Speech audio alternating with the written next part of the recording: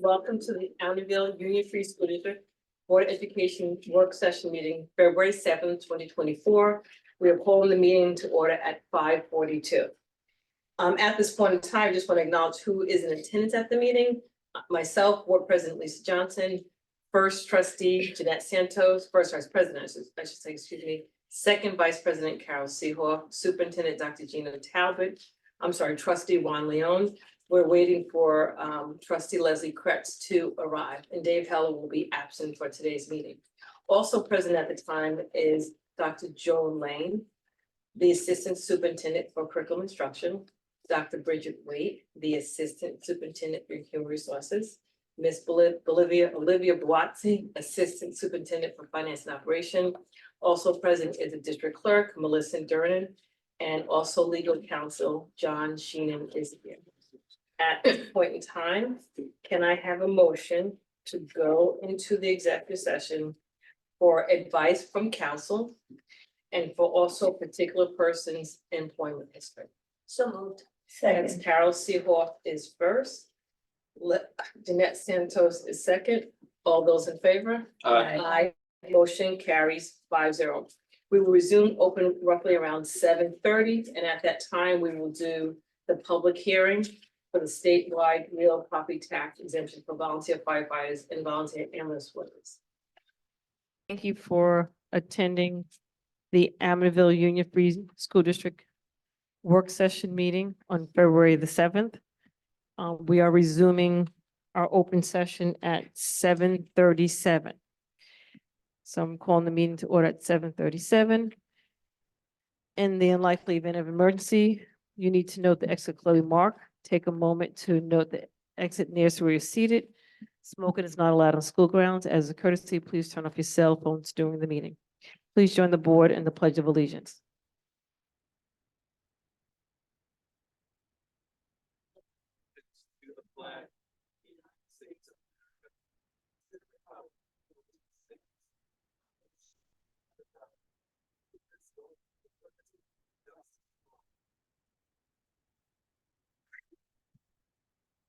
At this point in time, we're going to be having the public hearing. And the public hearing is in regards to the statewide real property tax exemption for volunteer firefighters and volunteer ambulance workers. So I just want to read, the purpose of this public hearing is to provide an opportunity for interested parties and citizens to be heard regarding a proposed resolution to adopt an exemption of school taxes of up to 10% of the assessed value of their primary residence of qualifying enrolled volunteer firefighters and ambulance workers who reside within the district and who meet the minimum service requirements of 2 years and other statutory requirements.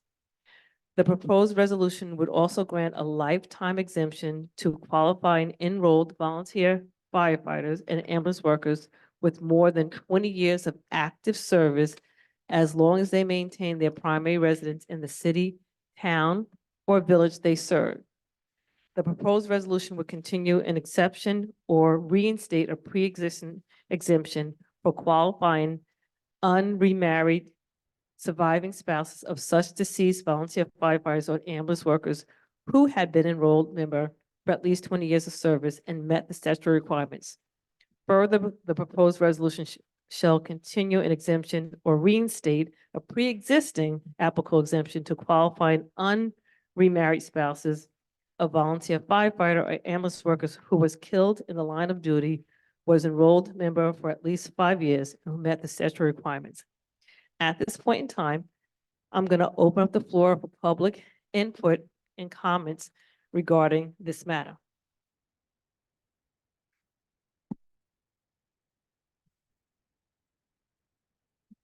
Yes, just come to the mic and just state your name. Ken Egan. I was curious, what does that come out to? I'm sorry again. All right, Ken Egan. I was curious, I'm not against it, I think it's a good thing, but what does that come out to on a actual amount, 10% of any of them in the city? It depends on where that person lives in the district, because it's 10% of the assessed value of the Right. primary residence. So it depends on if the primary residence, I would say hypothetically costs like $10,000, it'll be 10%. I mean, it's not gonna be 10%. Yeah, no, I just It'll be roundabout. yeah, it'll be 10% of that amount. Yeah, yes. Okay, so we don't know if anyone's gonna do it or not do it. Sure. Just curious. No, thank you for asking. Any other questions regarding this particular matter? Good evening. My name is Gavin Buddy, Chief of the Amityville Fire Department. I'm here to encourage the board to vote and pass this exemption. This exemption, for those who are unaware, has been in place for many years. I believe the last time the board voted on it was in the mid-90s, if I'm not mistaken. The only changes to this exemption are noted in that piece you just read, which would change from 5 years of active service to now 2 years.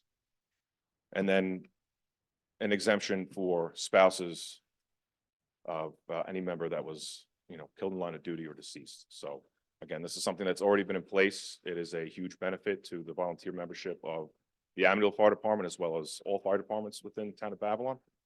If anybody has any questions, I'm here to happily answer, but appreciate everybody on the board and what you guys do. So thank you. Thank you for your input. Any other questions regarding this item? All right. So being there's no more questions regarding the public hearing on this matter, can I have a motion to adjourn the public hearing at this time at 7:42, please? So second. So Carol Seehoff is first, and Jeanette Santos is second. All in favor of adjourning the public hearing? So moved. All those in favor? Aye. Aye. So motion carries 5-0. We're going to vote on that in just a few minutes, this particular item. Right? So now I'm going to resume open at now 7:43, because what's going to happen is that once we go to the open meeting, this item that in regards to the statewide real property tax exemption for volunteer firefighters and volunteer ambulance workers will be part of the agenda item for February the 7th meeting, right? So we're resuming open at 7:43.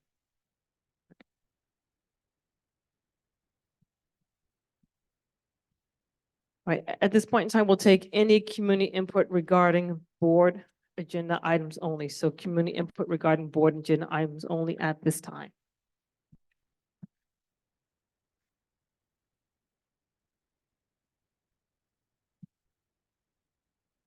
Hi, good evening, Margaret Schuff, Amityville. So my agenda question is relating to agenda item 3C-2. With transfer of 110,561.70 from the health insurance out of that kitty, out of the fund balance for paying this mystery invoice that has been up for question several times. With my question to you is, how could you be paying or with reducing the fund balance with no PO number, no notice of claim? The invoice is over 3 years old. Most entities would never even entertain the idea, but yet we're going to pay this with no PO, no paper trail, no nothing. Why, how could you possibly validate any of this at this juncture? So to answer your question, we do have documentation. There was a resolution from a meeting that it was approved to have this Wait. company. Just give me a moment. I will go back and I'll show it. So there was a resolution that was approved under previous board, under previous superintendent that approved the purchase of these items. There's also a letter that supports from the previous superintendent about these items. So we have no choice but to go forward and to pay it because there's documentation that comes from the company that that it was promised that this was going to be paid. So where's all the past due bills? Like, where's all that documentation saying, oh, you passed due? There's no notice of claim, no proof of delivery. What are the There's- items even? there It was there's- during COVID that these $110,000 worth of supplies went to homes. I don't know. Did you hand deliver them to the There home? is documentation. They weren't in that- school then. There was, if you give me 1 second, because I have the documentation here. If not, I can pass it over to Dr. Talbot. Let me just pull it up, but we have the supporting documentation as a board that has all of the information regarding the resolution. I'll tell you right now. Hold on 1 second.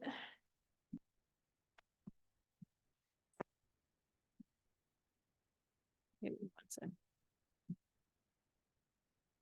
The resolution was on June 10th, 2020. All right. Wait. And then there was a letter that was sent to the company on June 15th, 2020. Signed by The previous superintendent, Dr. Kelly. American, okay. Mhm. So where's the PO? Where's the Um, proof of delivery? we What were have, the items? we And have, how could they be delivered during COVID? we have all the documentation that everything was delivered between the period of July 1st, 2020 to June 30th, 2023. So we Did have you all the furnish that for me, or do I have to foil it? I can ask Dr. I'll find out. I'll let you know at the end of the meeting. We can just give you the documentation or if it needs to be foiled. Because of any time you need 110 grand, now would be the time. Okay. Yeah. No, we have everything here, all the documentation. So the questions that you're And asking. a purchase order. There's an And invoice. note, that's- and copies of notice invoice, of claims, notice mhm. of past due, all of those above. That's You have here. every piece of paper. Yep, I have it Okay, here. I'll be happy to Okay. eat my words. Any other questions regarding agenda items? Let me see.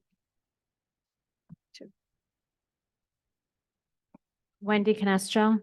I do have a couple of questions on the agenda, but I do just have to piggyback on that. I foiled for everything for that $110,000.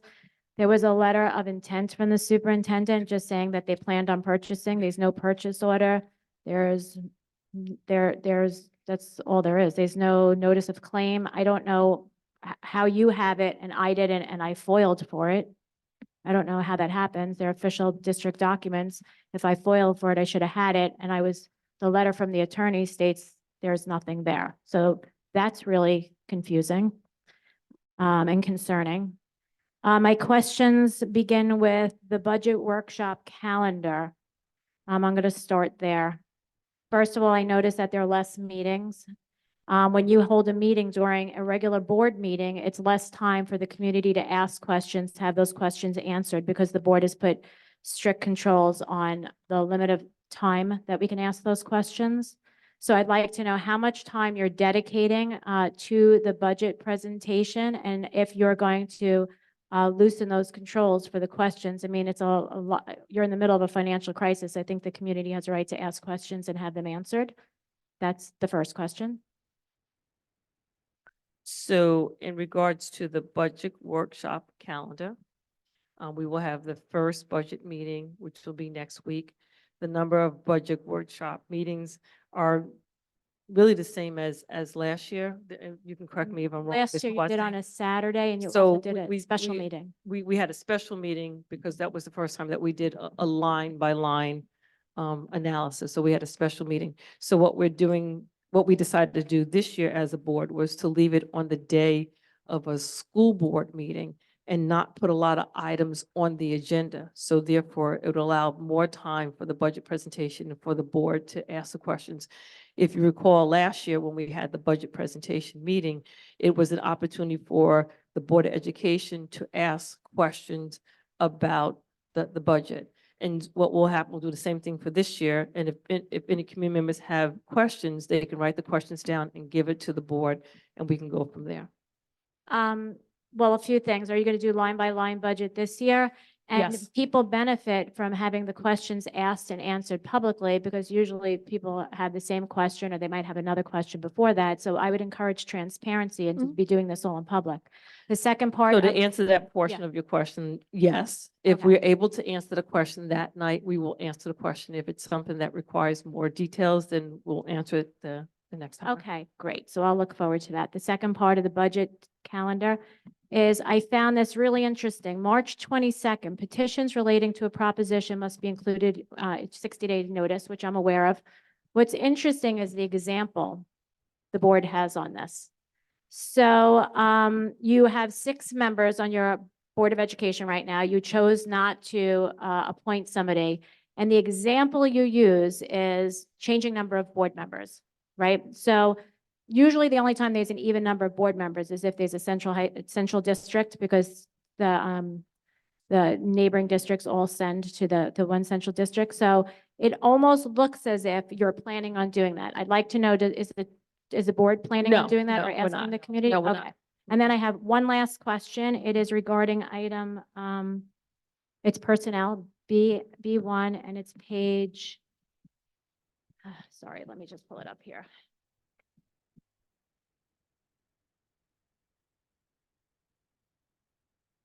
sorry, one second. Okay. So it's listed as page 28. And it's 12 through 14, HBCU College Fair Field Trip Chaperone. It's retroactive to January 27th. January 27th is a Saturday. I'd like to know, number one, why it's retroactive. The auditor explained that you keep doing these things, that you're not following procedure. You're doing things retroactively. Why is the district spending money without board approval? How many people went on this trip? Was there a bus included in this, right? If there's a chaperone, they must be on a bus. So how many students went to this? Was there a bus for this? What was the cost associated with this? And why are we spending when we are saying it's only for safety and health? A field trip for a college fair can be done anywhere, and it can be done locally. If I recall, and you can correct me, Dr. Talbot, this college fair was local. They did not That's leave. Staten Island. Yeah, it's. You they- consider Staten Island local, you have to go over bridges and stuff. Well, what I'm stating is they did not leave the state of New York to go for this particular college fair. So this college fair, that's why I stated that it was local. In terms of why is it coming onto the agenda now? My understanding is that the opportunity came for this particular fair for two students to attend. They had a number of students who wanted to attend. So they went forward and they attended. So Dr. Talbot, you can So, answer that. so how many students and was a bus involved? So as it pertains to the chaperones, we were aware they were accompanying the students. Those chaperones who actually attended the trip, their names were submitted after the trip. So that's why their names are on the par after the trip. So we would be sure to pay those who actually went. And so that's sort of the procedure in terms of paying chaperones. Okay, so I'm gonna go back to that in a second, but how many kids went to that and was there a bus associated with this? Sure. Dr. Lang, do you have the number of students who attended? I'm sorry, Dr. Talbot, I don't have the number of students, but yes, there was a bus associated with it. And yes, it was a field trip that was approved internally, which field trips are. It was as a result of the fact that the HBCU trip was canceled in the fall for very regrettable reasons because of the tragedy in Farmingdale. This gave our students the opportunity, although different from actually visiting the HBCU colleges and universities, this gave them a chance to meet with and be accepted at the college fair. And it was in Staten Island. Okay, so can I email you for the number of students and the cost of the bus and you'll answer me? So the last thing is you just said it's procedure and this is how it works. It's procedure for you to put items on the agenda and ask for retroactive approval. That's really not how things work. That's not the procedure.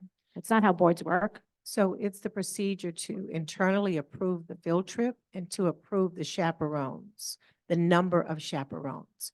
Once those chaperones are identified by name, we then bring them for the board to approve paying them for chaperoning the trip.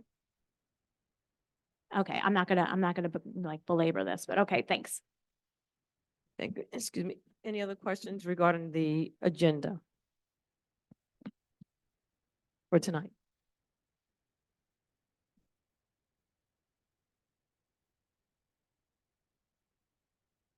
Good evening. I just want to bring this one picture up on my phone so I can read it. Okay, I have tonight a couple of questions. The first is the budget calendar. You were just discussing with a resident about setting the calendar and you were using, we decided. When do you guys decide to do those things? In public? So let me clarify. When I say we decided that the superintendent and the cabinet provided to the Board of Education this proposed calendar. That's not how it came across. That's why Yeah, I'm asking. that's why so it's not like we had this conversation about we're gonna have, no, Okay. they brought it to us and that's why we're looking at that calendar Okay, tonight for Not a approval. problem. On 3C2 budget transfer, specifically the purchase order, not something that seems like a purchase order or could be a purchase order, an actual purchase order. You guys all have that in front of you? A purchase order. In school education law, municipal law, purchase orders are real. Do you have that? Because the superintendent back then, obviously not our current superintendent, did send the letter for 221,000, broke it up into 2 payments with the, I guess, the last payment being outstanding. So where's the purchase order for the whole 221,000? Where's the purchase order authorized by the district, signed by, I guess, the business official, which I don't believe was the same one that we have now? But where is that purchase order? So, I Not a stand, resolution. yeah, and I stand corrected because I believe Mrs. Shuff had asked me about the same question. And as I'm looking through it, I don't see a purchase order here. I think that was one of the dilemmas that that the district could not, and Ms. Boatsu may be able to speak, the district could not locate any purchase. Okay. All we have is the documentation of what was already Okay. provided So to you- Ms. you- Canestro. Yeah, so I was wrong on that. I You thought, don't have a purchase order. So if you look at education law and municipal law, Mhm. and it's your obligation to protect, believe it or not, black and white, the taxpayer, correct? you're paying an invoice without a purchase order, which is required. A letter of intent, my husband does this for a living. Mhm. A letter of intent is, we plan on going forward and here's how we're going to handle it. That is not a purchase order. There is no company that will pay an invoice without a purchase order attached to it, Right. regardless of a resolution passed by the board, a purchase order. We do have an documentation that has here an invoice number, it has a PO number, invoice date, due date, total amount due. It has a Um, PO number? It has on the letter that I have here, it So has where is invoice the PO? number, PO. And so, Ms. Bawatsi, did we get a PO for this? Can we find the PO for this? No, we did all we could. We never found a PO that was set up at that time because they have to encumber the funds at that time. Correct. There was no encumbrance set up at that time. Okay. So how do you explain to the taxpayer that you're obligated to serve in this situation? How do you explain to us how you're going to spend this money without a purchase order? Now, I'm not saying, because I said to my husband, if there's sheetrock installed in a job and the guy bills you 3 years later, will your company pay him? And he goes, not without a purchase order. I said, even though the product is there, every company that deals with an entity, such, school district, a big business, they know they're not getting paid without a purchase order. They will not proceed without a purchase order. Okay. So how do you proceed spending our money without a purchase order? Based on the information that we provided and based on the guidance that we were given, that we are in a position that we have to pay this bill. If we don't pay the bill, then what's going to Where's happen the is that we're going to guidance? get sued from the attorney. So that's the reason that we're going to be paying the bill. But you're right, everything you're saying in regards to purchase order and whatnot. So the next step would be that we would have to go through litigation in terms of saying that we refuse to pay the bill because there's no purchase order. Right. And your attorney did not put any weight on the fact that the company did business without a purchase order, which they need from the school district? Being very honest, I don't recall that portion of it, I'll be honest. Well, that's a big part of it. It's Okay. not just what you guys didn't have or didn't do. It's Mhm. what they didn't do or they didn't have. Or do we still do business with this company? Not that I'm aware of. No. Well, Okay. they do, yeah. I Science would, one, yeah. I would urge you, Yeah. not only just maybe speaking to your attorney, but I think you need a little bit more guidance on how to handle the public's money without this evidence, without this required documentation. Okay. It's important. It's not, let's not even, like everyone's saying 110. It's not 110. It's 221,000. And they Correct. did send a check for 110, correct? Yes, 500 yeah. Well, okay. 110 and 5 change. Mhm. So you guys give a check without a purchase order, which is even a bigger problem. You already did that, and now you're gonna do it again. So I really would advise you guys to come on, think about what you're doing before you just willy-nilly do it. You know, just because the attorney says something, and I'll bring something to your attention later, doesn't mean they're right. It doesn't, just because they're a lawyer, doesn't mean they're right. We I just understand. Urge you to do that. So, unfortunately, the time for community input regarding board agenda items has been exceeded. Okay. Is the board okay going further for an additional, like, 2 minutes to hear any additional questions regarding the agenda items? I just don't have So- a question anymore. I just wanted to know why on the 3F3 and 3F4, there's no amounts on it. Well, which, Contracts that you're approving, Digital Age Learning and Land Rover Network. all right, so we'll take a look. I asked that at a previous meeting, like, why aren't you attaching a dollar figure to these contracts that are being executed? Okay, I think that's important as well. all right, thank you. Thank you. All right, can I have a motion for, no, we didn't extend it.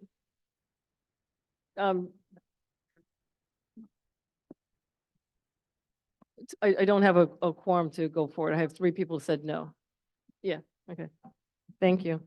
Can I have a motion for agenda item 3A 1 through 2, please? Regarding the minutes? I'm sorry, yeah, 2A 1 and 2. Yeah, 2A 1 and 2. Have a motion for agenda items 2A 1 and 2, which are the board minutes.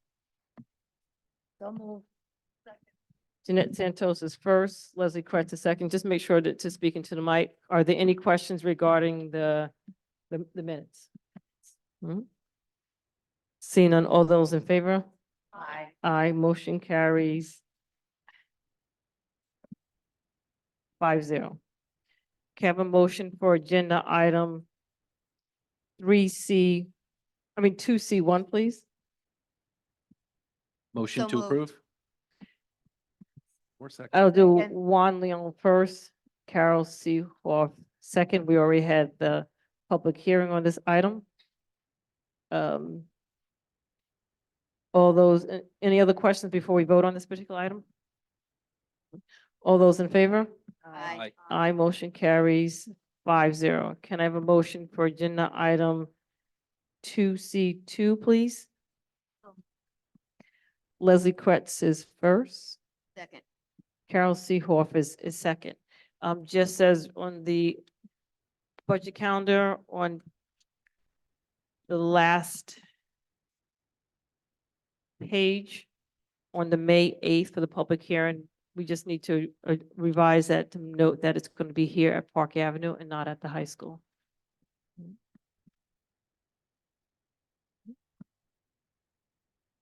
All right, all those in favor? Aye. Aye, motion carries 5-0. We're now going to go to the February 14th agenda for review. So please pull out the February 14th agenda for review. For the budget presentation, it's anticipated that the Board of Education will get the budget presentation for review this weekend, this Friday, and that will be next week. And then, are there any questions regarding agenda items 3B1 and 3C1 and 3F1? So any questions on the February 14th agenda from board members regarding agenda items 3B1, 3C1, and 3F1? Seeing no questions, we will go back to the February 7th agenda at this point in time. So we're going back to the February 7th agenda. When we go back to the February 7th agenda, can I have a motion for agenda item 3A1, please? Leslie Kretz is first. Second. Jeanette Santos is second. Any discussion on the calendar? Just a couple things, Dr. Talbot, I see January 29th. That's the Lunar New Year, and that's because of required from the governor. Right. Any other questions regarding the calendar for the academic year of 24-25?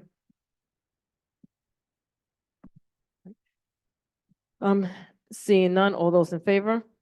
Aye. Aye, motion carries 5-0. Can I have a motion for agenda item 3B1, please? Can I have a motion to amend 3B1 on page 1 and page 2, just to note that the dates for number 5 down to number 10 should read 1/24/24. So on page 1, B1, B5 to B10, the date should read 1/24 and not 1/2. So I'm going to amend the PAR to state that the date should be 1/24/2024 to 6/30/2024. Can I have a motion to amend this item? Motion to amend.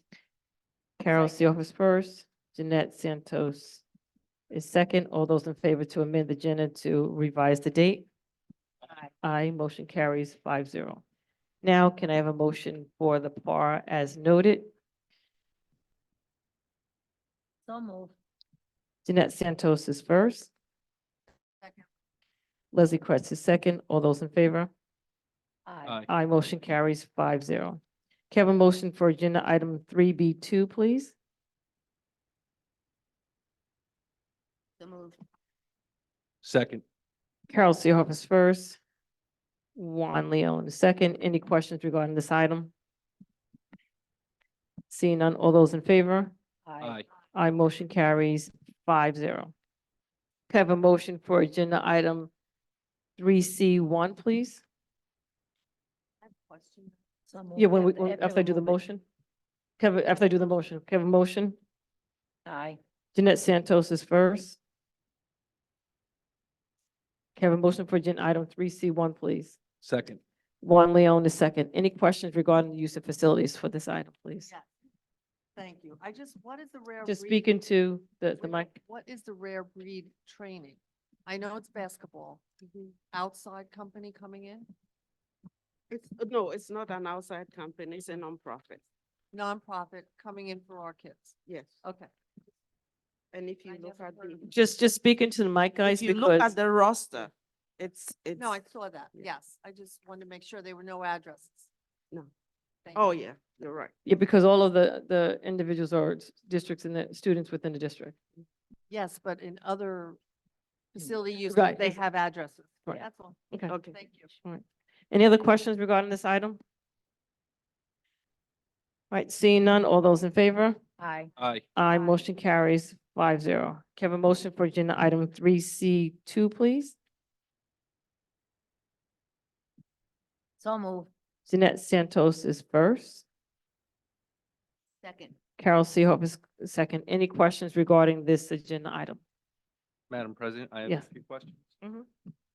So, looking at the documentation that we have, you are correct when you said earlier that there is a PO number. I see it right here.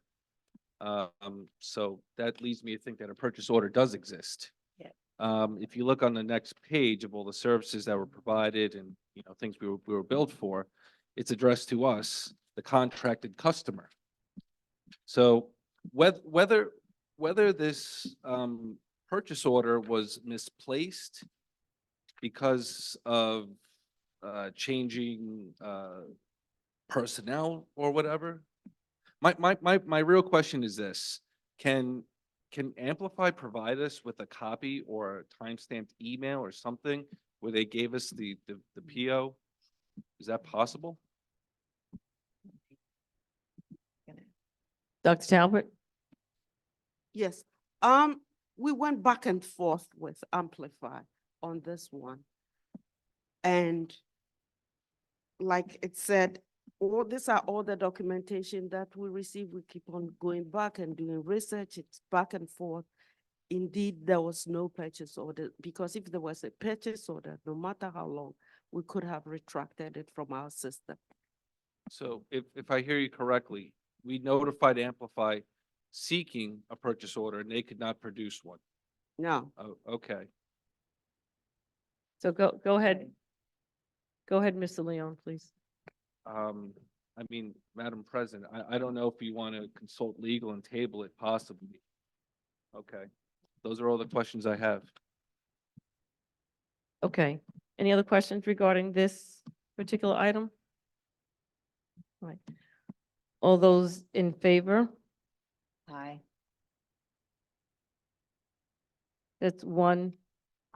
Oh, two, I said aye. three. Right. I'm gonna say no for right now because I just want to ask, I'm gonna say no for right now for me. So it's 3, 4, that's Kretz, Santos, and Seehoff. Yep. Juan, what are you, Uh, yes or no? I'm also a no. Okay, so right now we're gonna, the motion fails, and we'll go forth from there. Right. Can I have a motion for agenda item 3D 1 and 2, please?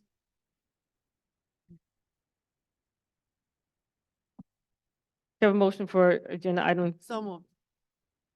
Leslie Kretz is first. Second. Carol Seoff is second. All those in favor? Aye. Any? All right. Can I have a motion for agenda item 3E 1 through 4, please? So moved. Leslie Kretz is first. Second. Carol Seoff is second. Any questions regarding these agenda items? Seeing none, all those in favor? Aye. Aye. Aye, motion carries 5-0. Can I have a motion for agenda item 3F 1 through 4, please?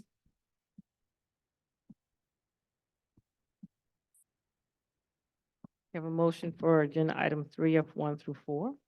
Motion to approve. Juan Leon is first. Second. Leslie Kretz is second.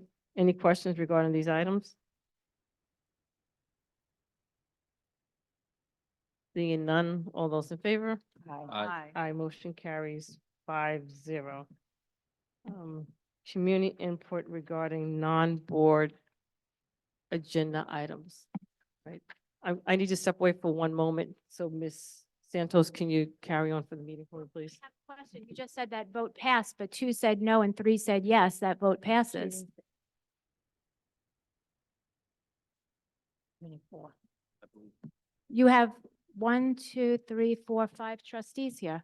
Yes, but we have officially supposed to be 7 board members, and out of 7, 4 is, we need to have 4 regardless of how many people we have here on the table. That's We need to have not 4. correct. Yes, it is. Well, that's not correct. Well, Well, sorry. that's not correct. So so that it- motion passed, but okay, we'll visit that when the think- attorney comes back. That'll be on the 14th.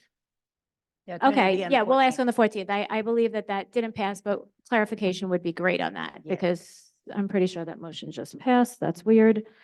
Okay, I did want to find out who said no, which trustees voted no to extend the public portion to listen to a taxpayer. Who were the no's? I think there were 5 no's. I was a no.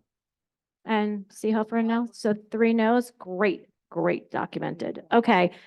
The second thing is trustee Leon just said the letter of intent has a purchase order. So since I have it in front of me and I foiled everything, let me read it to you. This letter of intent is being sent regarding quote number Q2666501. That is not a purchase order. That is a quote number. There is no purchase order. Is this working? Did I shut this off? yes. Oh, okay. I foiled for emails, any correspondence with the vendor Amplify from the attorney. The FOIL responses, none exist. Purchase order, none exist. Notice of claim, none exist. Packing slip, none exist. Receipt for delivery, none exist. I could understand why you may be scared that the attorney says you may be sued. Here's the thing, let them sue you. It's $110,000. There's no documentation. A letter of intent just says, hey, we plan on doing this. A resolution, big deal. You don't have any of the documentation to go with it. Them suing you and you going to court would be less than $110,000, okay? You have teachers that can't buy supplies. You're on a spending freeze. You have 3 bargaining units without contracts. You don't have any money. You spent $3.6 million over budget. You really can't afford to just approve $110,000. I cannot emphasize this enough. It is absolutely frightening that nobody on this board understands finances. Thank you. Thank you. Does anyone else have anything to say on the non-agenda items. Non-agenda items. Hello. I'm a little confused. The resolution passed? No, it did not. It did not. Okay, It was, they think it did, it was, okay, and you, no, it's okay. okay. Just, I didn't understand what was going on. All right, my first question is the superintendent's contract, district goals. According to your contract, well, I'm not talking to you directly. According to the superintendent's contract, district goals are set in October. So have they been delivered to the superintendent? The district goals? The district goals for the superintendent's district District goals? goals. Yes. Yeah. They have, yeah. You want to answer it? Yes, they have, but you explain it. Sure. So the superintendent's goals are present. They have been present since the beginning of my entry into the Mhm. district, and they have been posted on the website. Okay. I'm Okay. just, it's a little thing that I have with superintendent Yeah. goals and evaluations, Mhm. because I assume that the board, well, I shouldn't say the board, I assume that the administration holds itself with their own evaluations and the principals with the school evaluations. That's a big thing. The policy committee. This one, I really got upset about the last meeting I was at, because I spoke to a trustee member who's not here right now, and he was very adamant. And then I heard you guys talk at the, in your position there at the dais, that the policy committee does not have to be open to the public. I mean, adamant. He was quite nasty when he was talking about a resident who was saying it does need to be open to the public. And I couldn't believe that, oh, we spoke to the lawyer. They don't have to be open to the public. I'd really like to know how you came to that conclusion. See, in the policy committee does not make decisions. The policy committee just brings Correct. what they're Can discussed I finish to what the I'm gonna- board, and the board votes on it. Right.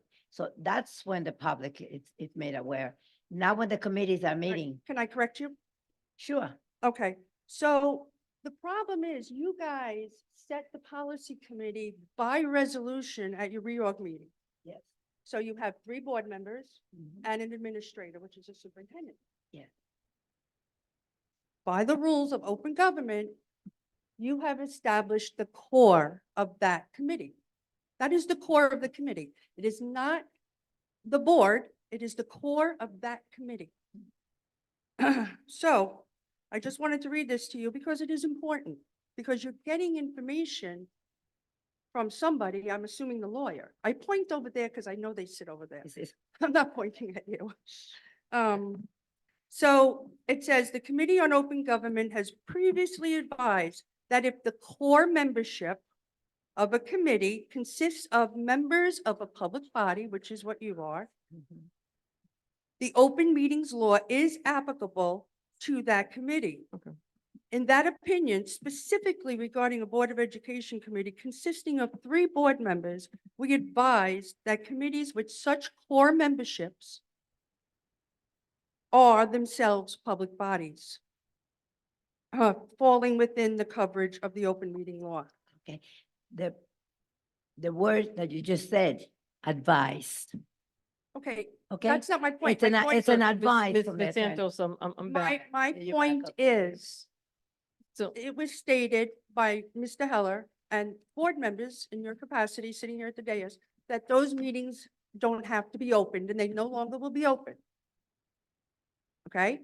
I Okay. know that nobody is saying that we're talking about public attendance. We're not talking about making decisions that are binding.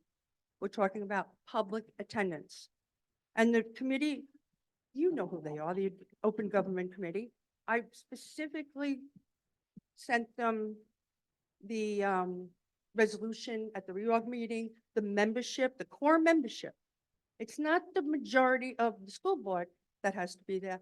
It's the majority of the core membership, which is So, 4 people. I'm just gonna interrupt for 1 second. If I came in a little bit late, yes, I believe the timer went off, right? So the timer went off. My time For over your, now? your Yeah, time, yeah, yes. Yeah, So we've heard you. We'll consider it as we It's move not forward. wrong. We haven't had any, we have not had any policy meetings, so, but we heard you. I understand, but you did get an opinion from the lawyer already. So we've heard your question. Okay, Thank you. that's it. Mhm. Okay. Well, it'd be nice if the lawyer said publicly what it is. Do you want me Okay. to send you this? Because it's No, that's okay. addressed to me. No, we have the information. Thank you. You have the information? Thank you. Hi, Margaret Shop, Amityville. So I wanted to address the quote in today's Amityville record regarding the article regarding the disastrous situation of the 3.6 million deficit for this district. That's basically at the at the hands of this body. So to quote Ms. Johnson, it says, forgive me, I'm sorry. School Board President Lisa Johnson said the board understands the concerns of the community and the district employees. Just like everyone else, we're shocked then that this came about. Well, I've been up here for a few years. We've asked questions, we've made you accountable, we've asked for transparency. So how you can sit there and say that you're shocked that all this rubber stamping and money faucet just going out the window with no real educational stats to even stand for it is mind-boggling. So you're shocked. I'm not shocked. I'm appalled at this body that this continues on ad infinitum. That's number one. And this other question is addressed to Superintendent Talbert. I want to know what the demographic is of Japanese students within the district. So we have your question and there'll be a response that'll be given to Give you. me a ballpark figure. we have What's your- the Japanese We have your demographic question of- and a response will be provided for you. Thank you. And the other question I have is, I've stood up at this podium several times over the years, asking for the adoption of policy 9150. It went on, oh, we did that. They're like, oh, you did that. So I went, I asked for the policy amendment. It was never changed. It was never adopted.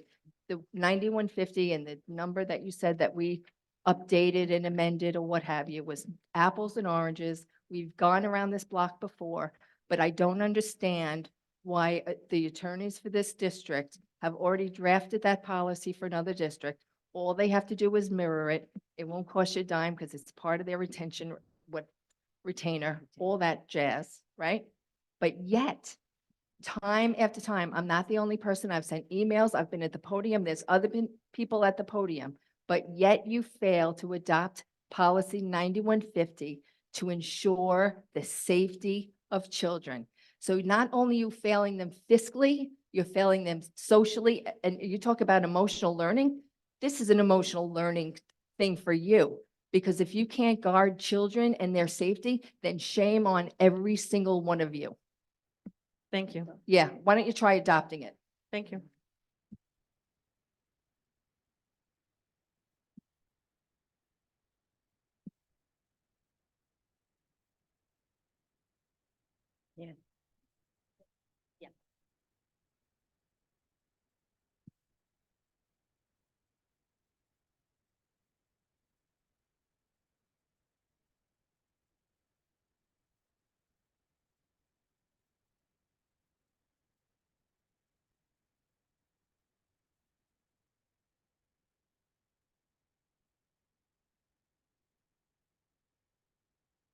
Hello, Good evening. good evening.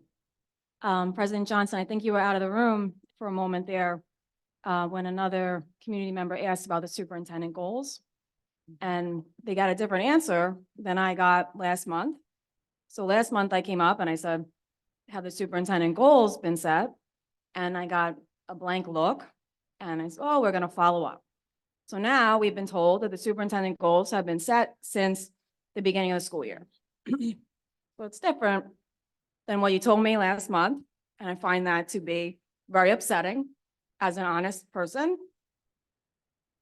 So have the superintendent goals been set since September? So I was not, so go ahead. You Dr. weren't in the room. Go, Dr.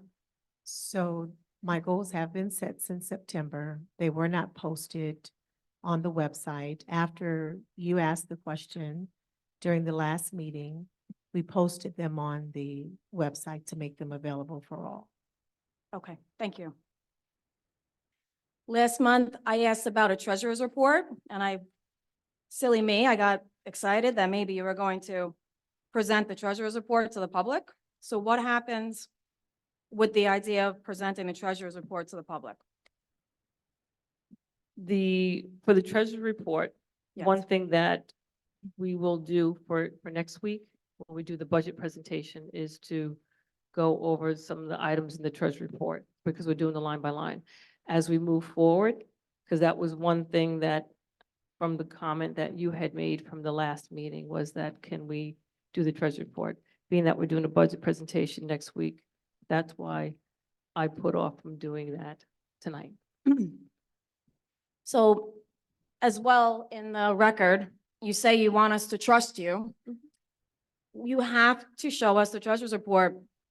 All other school districts do. You don't I'm have. sorry, you don't have just- to. I'm just- sorry, it says I have to, but you just- want us to just- trust can you. Just pause it for a second. Yeah. Just for my clarification, and do they get the complete treasury report? Other The- districts? The community members. Is it posted up for the complete treasury report? I looked at Massapequa School I'll District, double check. maybe look at some communities to see what other districts are showing the community members. So I missed, don't have to do it now, Melissa, don't have to do it now. I misunderstood you. I thought when you were talking about it, I thought you were talking about explaining it, but if I'm hearing you correctly, you're also stating that you don't have access to the treasurer's report online. Okay. Okay. Do all of the students have Chromebooks this year? That we'll take your question and then we'll get an answer to that one, because I don't think we can definitely say right now whether, so we have your question to confirm if all students have Chromebooks for this year. So we have your questions and Dr. Talbot will get back to you. Okay, I do not believe that all students have Chromebooks and they're required.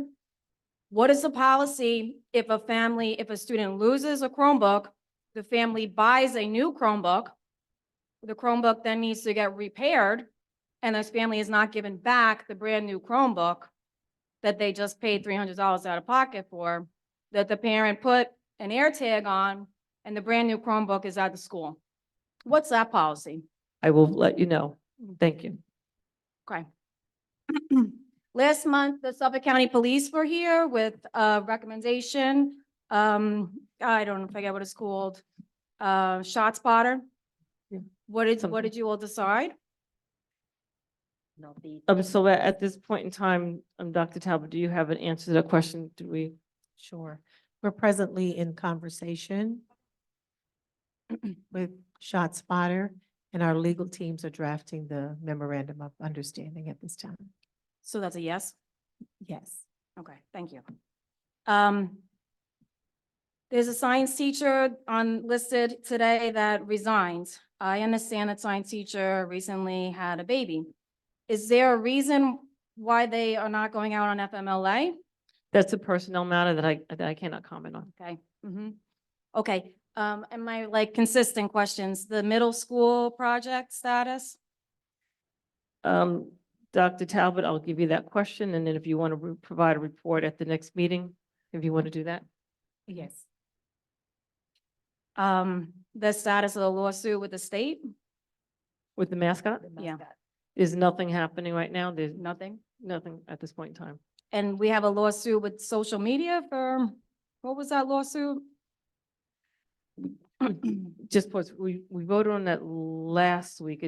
It's a lawsuit that is a mass lawsuit that we're involved in. There's no cost to the district. No cost to the district? No. Okay. All right, thank you. Ms. Misman, I just have a question. Did you say that the parent bought the Chromebook? Yes, she did. She said the parent bought the Chromebook And who? and that there was, the Chromebook needed repair and whatnot, so she wanted to know what the policy. We have the whole question, Carol. Okay, great. Thank you. She put an air tag on it. Any other questions from the committee that are non-agenda items? Melissa, did you know the start time? I just want to correct myself. Trustee Santos, you were correct. You need 4, the full voting power of the board, which brings me to my next point. So I just want to thank you for that. You know, I did look at that. So, but that brings me to my next point, that you're a 7-member Board of Education. 7 members are really important. 7 people should be representing us. There should be 7 votes. I know 2 of you agreed that you wanted to fill the vacancy and the others didn't. This is a prime example of why you need a full board. If somebody's not here, you don't have enough power. You still have time to appoint somebody. Thank you. Any other questions regarding non-agenda items? Can you just come to the mic, please? Thank you. Superintendent said she put the goals on the website. Where are they? I can't find them. I believe it's under the district tab on the website. Oh, do I need like a regular computer for that? Not It's- the it's- phone? I On think the homepage, the district Yeah, homepage, it's, right. district, I'll go home and and look I believe for it. it's there. We'll be creating a more specific page. But for the meantime, it's Maybe the on, phone under is district. limited. Yeah. Yeah, that's Alright, what I so- figured. Okay. It's- Okay. No, it's definitely there. So ladies, it's definitely there. Oh, I'm So- not questioning that. no, I just but- want to see it. Yeah, so after the meeting, I can pull up my computer if you want to look it on my computer. No, Okay? when I go home, Okay. I'll do it. All right, thank Um, you. With the board Guys, hold on. tab, Thank you. the I'm board sorry. tab, where you have the board members. I don't know why they took away the 7th seat. It should say vacated. It looks like it doesn't exist. Okay. That's a big one. All right, thank you. Okay, thank you. Any other questions regarding non-agenda items? All right, see, oh, go ahead. Mhm. My first time being here. Just kind of speak into the mic, and I'm sorry, what is your name again? Gladys Cajo, I'm a parent. Okay. Of a student at Amityville Miles Middle School. Mhm. And I just wanted to understand a little bit about, the school's code of conduct and the use of it. It's my understanding, and maybe naive, that the code of conduct is to guide, us parents, schools, with the expectations for the school. And I'm just wondering if it's something that's just there for, documentation purposes, or is it something that is actualized in practice? It should be something that it should be something that is used in each and every single building. If there's a situation that you are having with your child in the school, what I would request is that after the meeting that you speak to the superintendent, Dr. Talbot, therefore you can give her more. I've tried that on Details. several occasions. All right, so after the meeting, we'll talk, because in public you can't give, so after we'll talk, okay? No problem. Thank All you. right, thank you. All right. Any other questions regarding non-agenda items? All right. Seeing none, can I have a motion to adjourn the meeting at 8:34? Can I have a motion? Oh, I'm sorry. Wait a minute. So wait, does the superintendent have anything to report? I'm sorry. Superintendent, do you have anything to report? Sorry about that. Sure, thank you. Good evening, members of the school board, once again, our esteemed colleagues, community members. Despite our financial challenges, there have been many uplifting moments within our district recently. The town of Babylon hosted a remarkable event celebrating Black History Month, honoring the significant contributions of Black Americans in the arts. I want to commend everyone involved, especially our jazz ensemble, led by Mr. Anthony Abate, whose exceptional performance added to the spirit of the occasion. Today, we celebrate Girls and Women in Sports Day. As you can see, many of us have on shirts celebrating girl power in sports and the achievements of female athletes at all levels as we encourage our girls to excel. Additionally, we've engaged with our young scholars through reading sessions at Northeast, Northwest, and Park Elementary Schools. These interactions highlight the importance of community engagement in education and inspire a love for learning. In terms of student achievements, I am delighted to announce that Guadalupe Hernandez Granados from our high school emerged as the winner of the NYSADA Art Month Flag Statewide Art Contest at the high school level. Congratulations to Guadalupe for her talent and dedication to the arts. Furthermore, I am thrilled to share that the Amityville Union Free School District has been awarded a $1 million grant to help close learning gaps within our district. This grant will fund after-school programs over the next 2 years, providing additional support to students in need. I'd like to thank Dr. Joan Lang and our team for their sleepless nights and hard work to get this grant submitted to New York State. We are grateful for this opportunity and committed to maximizing its impact on our students, scholars' academic success. Although we face challenges, it is essential to recognize the resilience and spirit of our Amityville community. Together, we will continue to foster an environment where every student scholar can thrive. And we want to thank you on behalf of the Board of Education for your continued support. Thank you. Does any board member have anything they want to state?